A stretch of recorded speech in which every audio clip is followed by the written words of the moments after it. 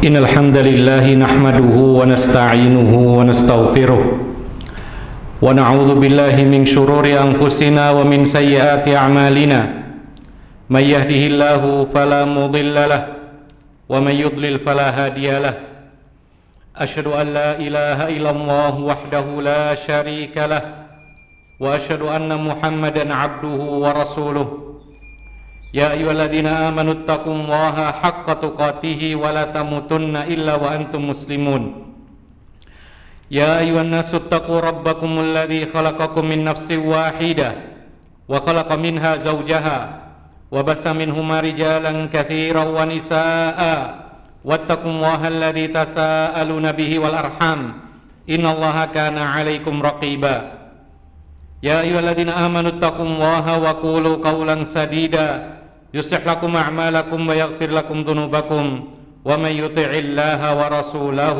فقد فاز فوزا عظيما أما بعد فإن أصدق الحديث كتاب الله وخير الهدى هدى محمد صلى الله عليه وسلم وشر الأمور محدثاتها فإن كل محدثة بدعة wa kullu bid'atin dhalalah wa kullu dhalalatin finnar.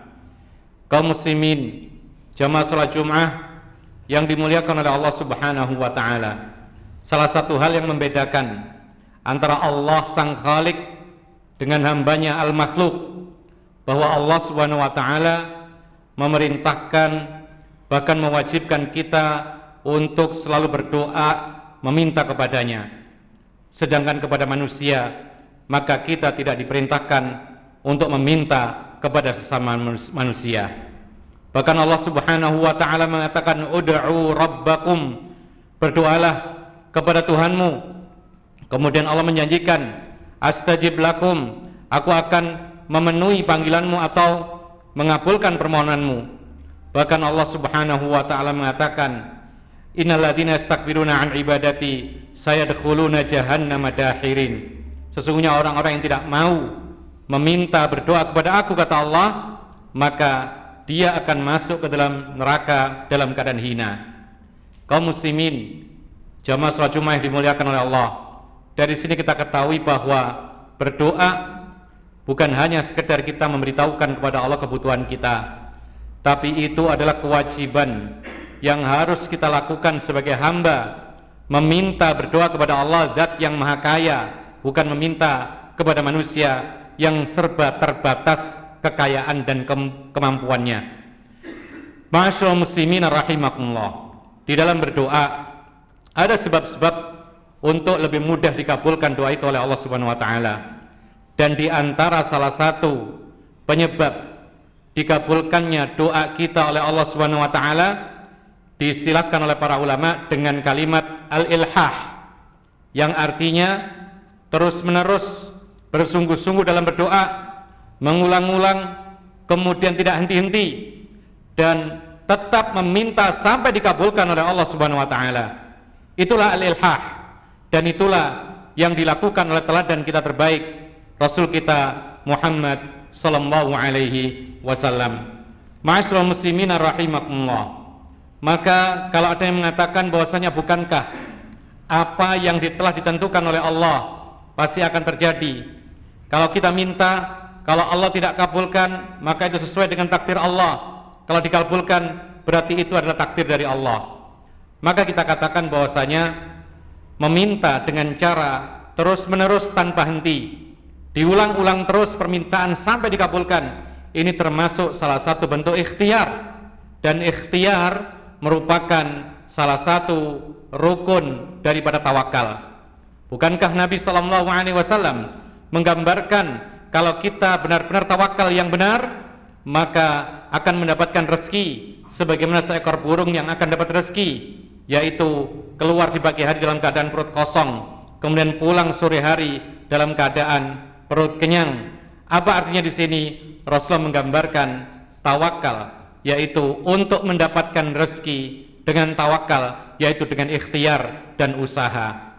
Bukankah kita kerja agar kita mendapatkan upah atau sebagian rezeki dari Allah Subhanahu wa taala? Bukankah untuk mendapatkan anak keturunan dengan cara menikah yang syar'i?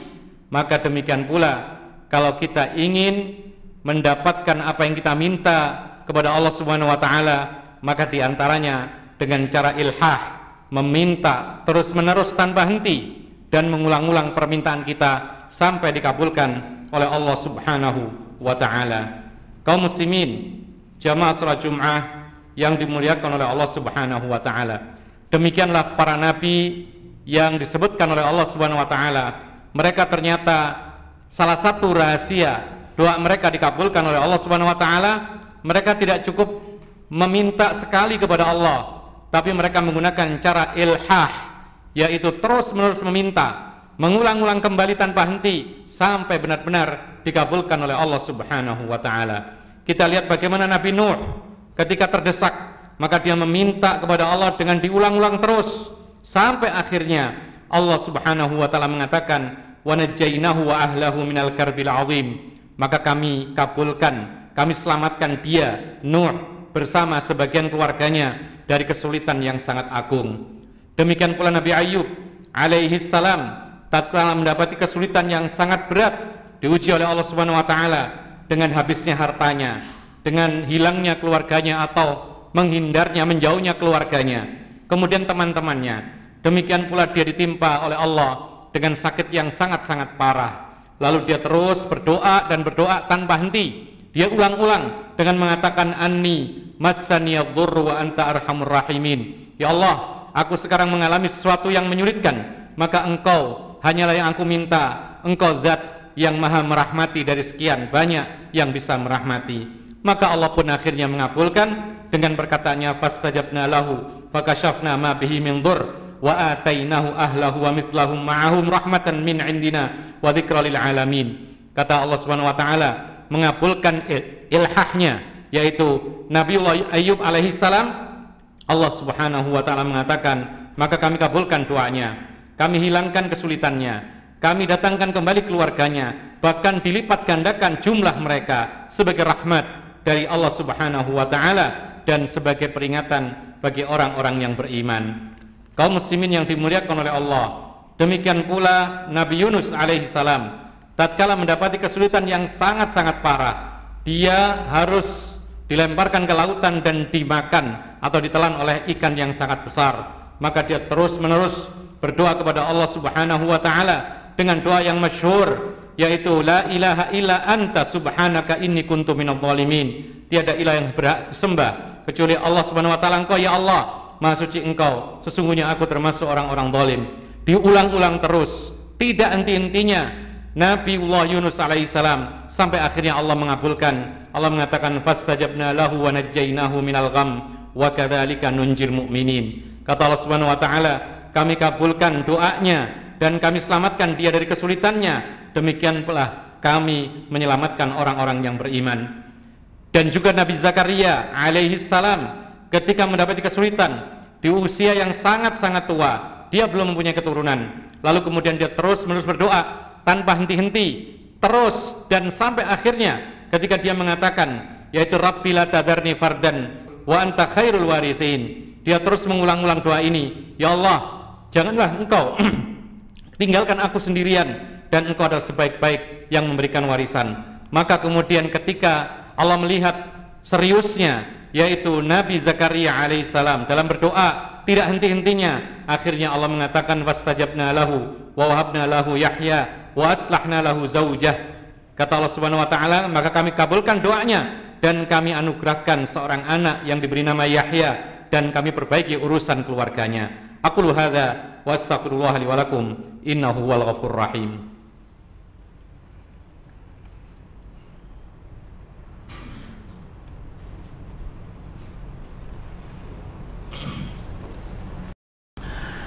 Alhamdulillah hamdan katsiran tayyiban kama amar, wa nusalli wa nusallimu ala nabiyyinal karim nabiyyina Muhammadin wa ala alihi wa sahbihi wa man tabi'ahum bi ihsanin ila yaumiddin wa sallama tasliman katsira.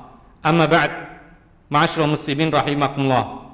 Demikianlah para nabi yang telah kita sampaikan tadi, mereka menggunakan salah satu sebab dikabulkannya doa oleh Allah Subhanahu wa taala, yaitu ilhah, terus-menerus berdoa tanpa henti-henti, mengulang-ulang sampai betul-betul dikabulkan oleh Allah Subhanahu wa taala. Demikian pula Nabi Yakub ketika anak-anaknya bercerai-berai, bahkan dia kehilangan seorang anak yang bernama Yusuf yang kemudian kelak hari dia menjadi nabi bersama saudaranya, hilang entah kemana, maka dia sedih dan dia terus-menerus berdoa kepada Allah Subhanahu wa taala sampai kemudian diulang-ulang dan tidak berhenti berdoa. Kemudian Allah Subhanahu wa taala mengembalikan Yusuf dan saudaranya dalam keadaan makmur dan sejahtera. Demikian pula Nabi kita Muhammad sallallahu alaihi wasallam di setiap peperangan, tatkala dia mendapati kesulitan yang sangat parah seperti ketika perang Badar, maka Rasulullah mengangkat kedua tangannya terus-menerus